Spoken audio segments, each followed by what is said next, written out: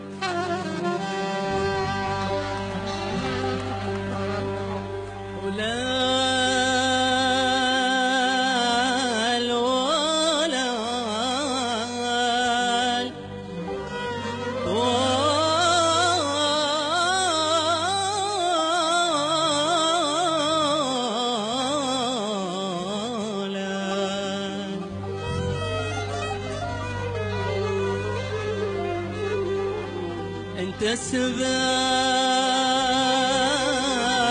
خليتني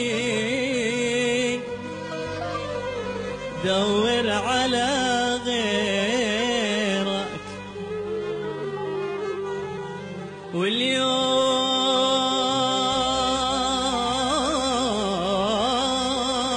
واليوم تبغاني احن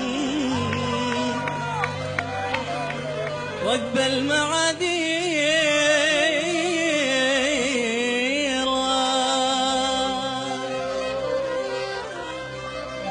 لا يا حبيبي خلاص كل وادي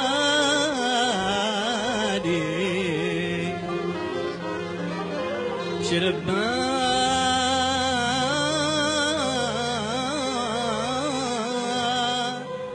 من ذل نفسه في الهوى يستاهل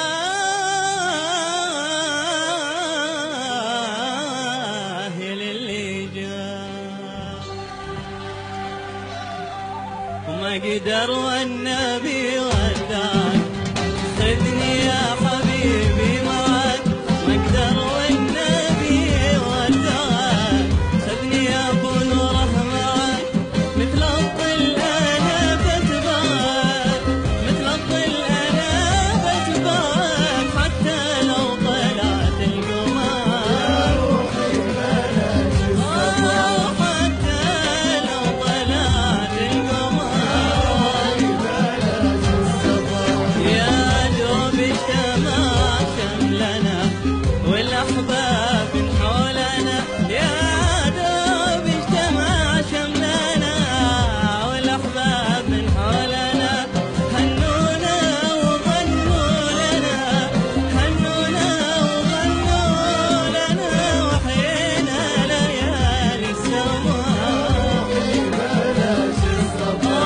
وحيينا ليالي السماء بلاش الصبر، ما قدر والنبي وداك خذني يا حبيبي، والنبي وداك خذني يا حبيبي معك، ومثل الظل انا بتبعك، مثل الظل انا بتبعك، حتى لو طلعت القمر روحي بلاش الصبر، حتى لو طلعت القمر يا روحي بلاش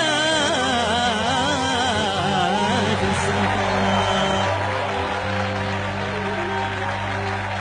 شكرا لك يا أسامة، قدمت لنا أغنية مقدر والنبي أودعك، والأستاذ محمد عبده أيضا وقف على هذا الأداء، هو غنى مقدر والنبي أودعك. حد يقدر يودع أسامة المحبوب من اليمن؟ صولتنا أستاذ محمد. ايوه خليه. أستاذ محمد عبده، لاحظنا أنك وقفت على هذا الأداء، وأيضا شفنا الابتسامة والتفاعل مع أسامة. طبعا أسامة ما شاء الله شاب ووسيم وصوته أوسم، وجاء من بلد جاي من بلد كله فن وكله شعر وكله منبع للعروبة ومنبع للعرب، فهو لازم يكون من منبع أصيل وصوت أصيل. شكرا للأستاذ محمد عبده صولتنا.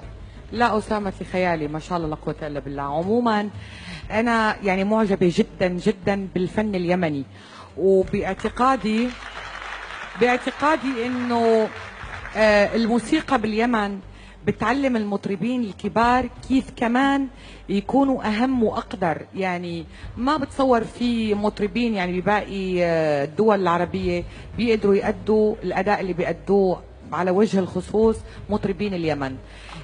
شيء غير طبيعي أسامتي، سوبر رائع وبتعمل كل هي اللي بتعمله، يعني بتعمل شيء شقلباظات مرعبة وبتعملها بمنتهى السلاسة ومنتهى البساطة. مش طبيعي.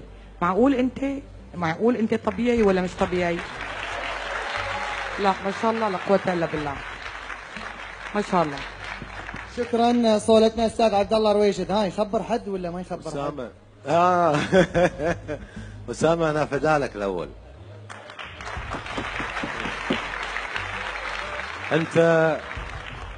أنا أتصور هذا اللقب بوجهة نظري أستاذ محمد عبده يعطيك هذا اللقب وهو يضحك،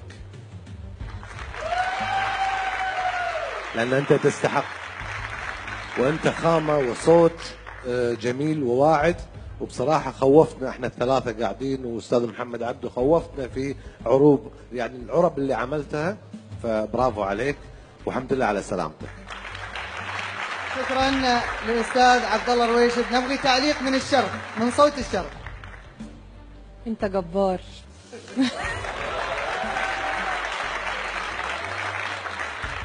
خلتني قاعده مش على بعضي، وانا قلما ان انا اتنفض لحد كده بسهوله.